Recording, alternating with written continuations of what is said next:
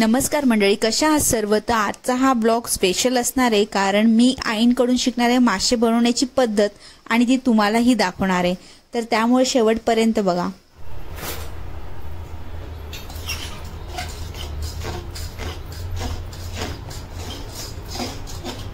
तांदळाच्या भाकरी,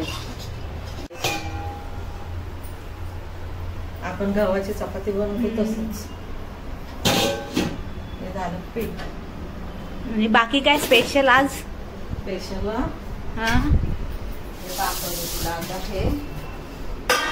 हे हलवा आणला. हा एक हलवा 800 रुपयाचा. हे हलवा आहे हा फ्रेश हलवा. 1000 बोलत होती ती, तर मग 800 ला घेतलं. आणि आज गणपती उठले ना, जास्तच जरा गर्दी त्या मच्छीवालीकडे. पूर्ण मार्केटच गच्च भरलेलं. हे त्याचे अंडी आहेत हलव्याचे. फ्रेश हलवा एकदम मोठा आहे. 800 हे 400 रुपयालाच मिळतो. पण आज गणपती उठले त्याने त्यांना दोनच होत्या तिच्याकडे. हे लेप ना अशी सोलायची, हे ना अशी सोलायची. पूर्ण हे वरच काढायचं. हे दोन्ही साईडने निघतं. त्याला हे धुवून घेऊया.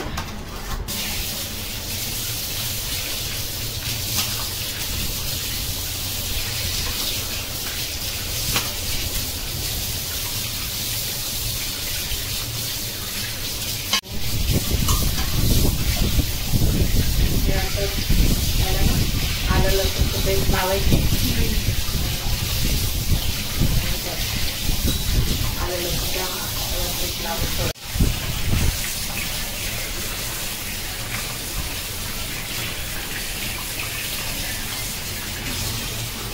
खाली चल चल.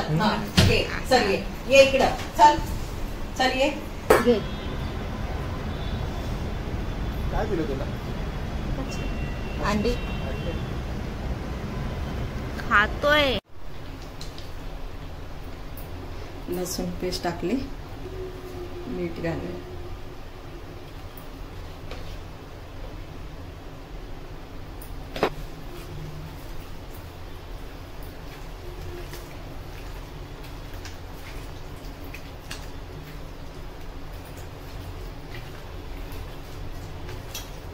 लिंबू घालायचं.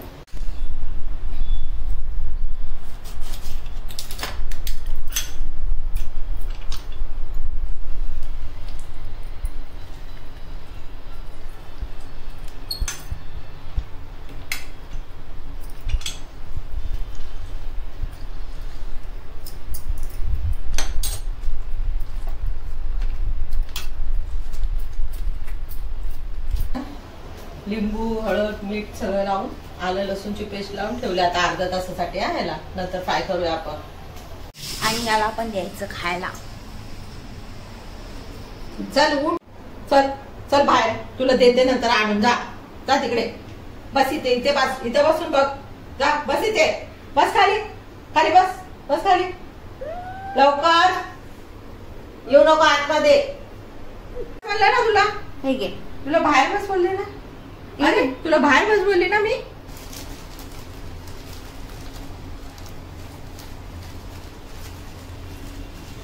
तर आता इकडे मासे फ्राय करण्यासाठी जे पीठ लागतं ते तांदळाचं पीठ घेतलंय.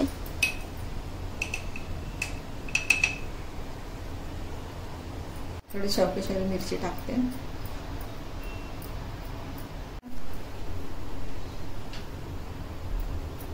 मीठ बघा जास्त त्याला पण लावलेलं आहे. पिठाला लावते फक्त त्याला. मच्छीला लावलंय ना मीठ आपण. थोडा रवा घालते.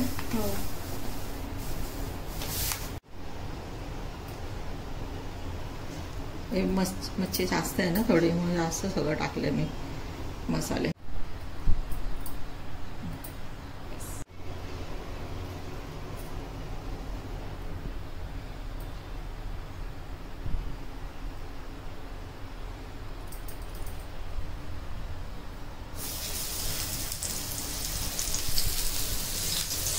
आता ह्या साईडला आई जे हलवा माशाचे आपल्याकडे पीस आहेत ते सगळे हे रवा आणि पीठ जे आपण एकत्र मिक्स करून घेतलंय त्यात थोडं लावून ते तळून घ्यायचं, म्हणजे आपले जे पीस असतात ते खरपूस होतात.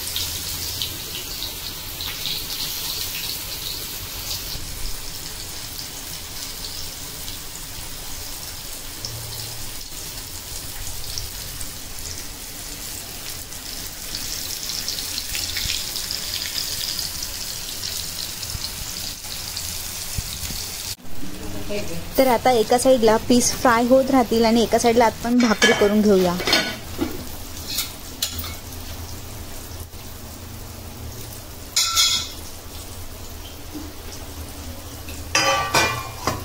गरम पाण्यात काढलं ना, थंड झाले आता हे. आपण गरम पाण्यात उकळलं ना मगाशी, ते आता थंड झालं, हे काढून घ्यायचं ताटामध्ये.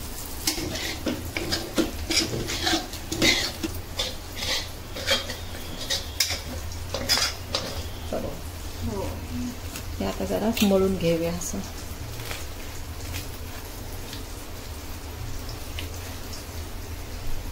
पाण्याचा हात थोडा घ्यायचा.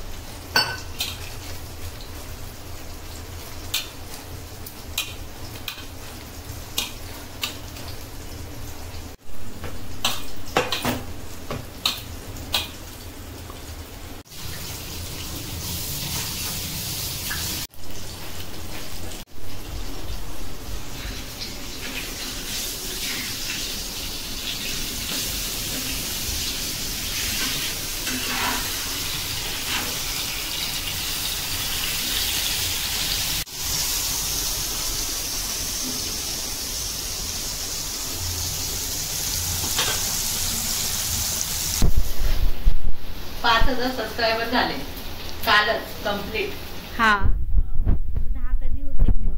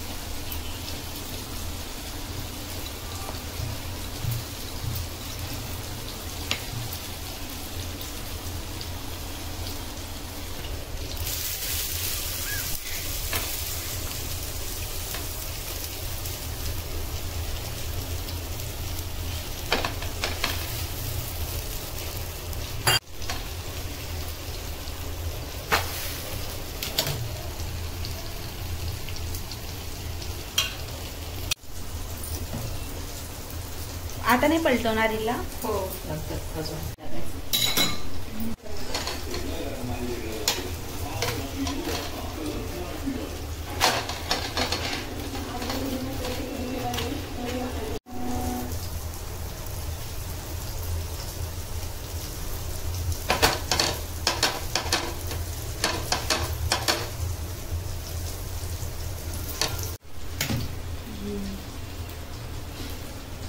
हो टाका.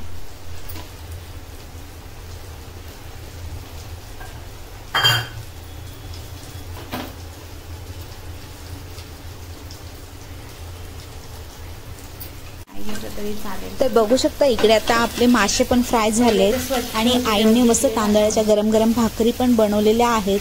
तर आता करूया पुढे भाजीची तयारी. तर मग चला.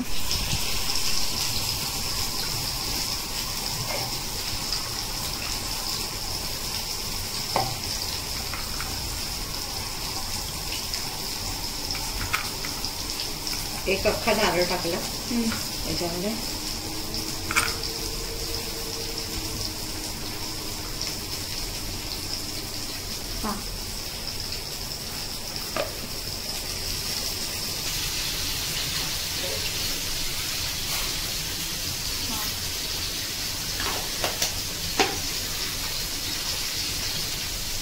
एवढे घेतले का मिरची?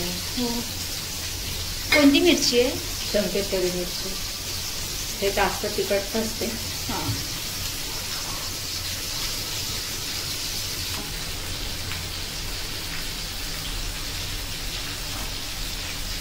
व्हिडिओ चालूच होता.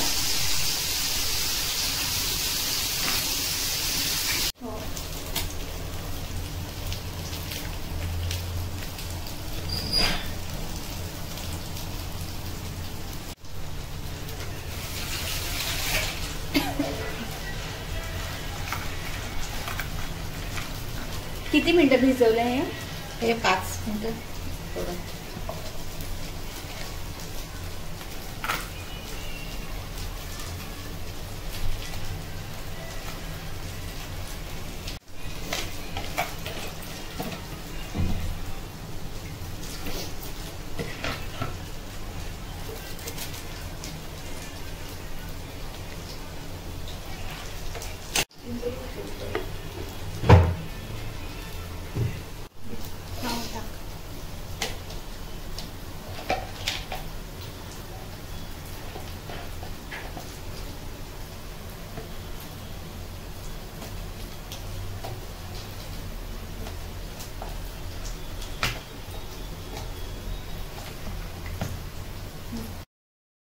तर बघू शकता इकडे आता आपलं खोबऱ्याचं आणि मसाल्याचं जे वाटण आहे ते वाटून झालंय आणि जे चिंच भिजवत घातलेली आता ते पण या मिरचीमध्ये टाकून आपल्याला वाटून घ्यायचे आहेत.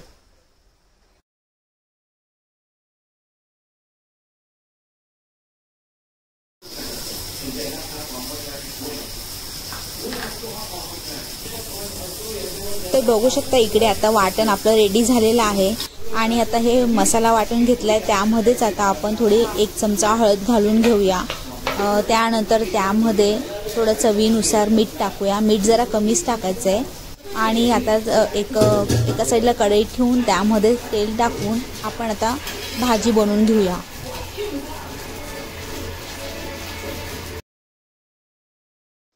तेल तापल्यानंतर आईने त्यामध्ये जो मसाला रेडी करून घेतलेला होता तो टाकून घेतला आहे आणि तो चांगला आपल्याला परतवून घ्यायचा आहे थोडं त्याला तेल सुटेपर्यंत.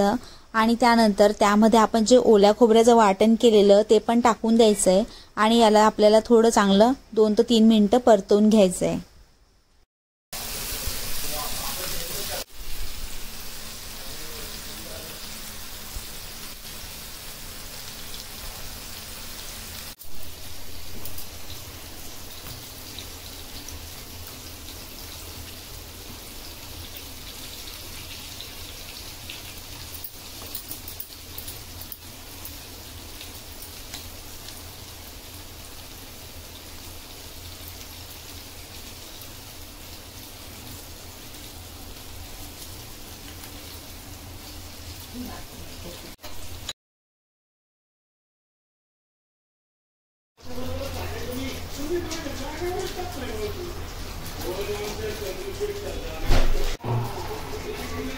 कोण होता आता?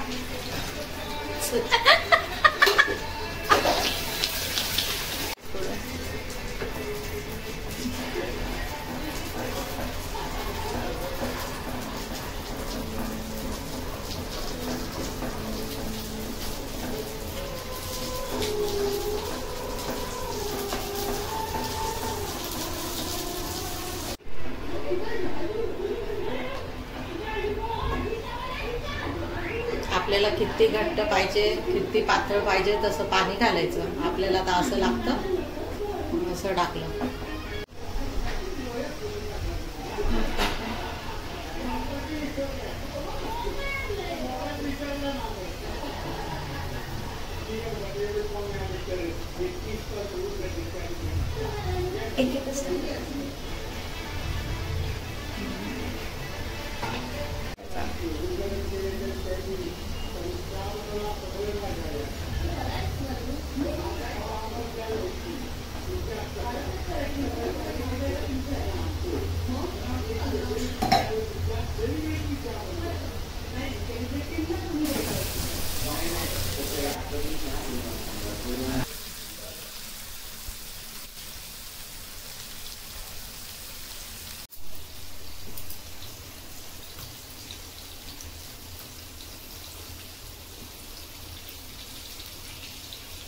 तर मग कशी वाटली तुम्हाला आईंच्या हाताची रेसिपी? आवडली असेल तर लाईक आणि कमेंट करून नक्की कळवा.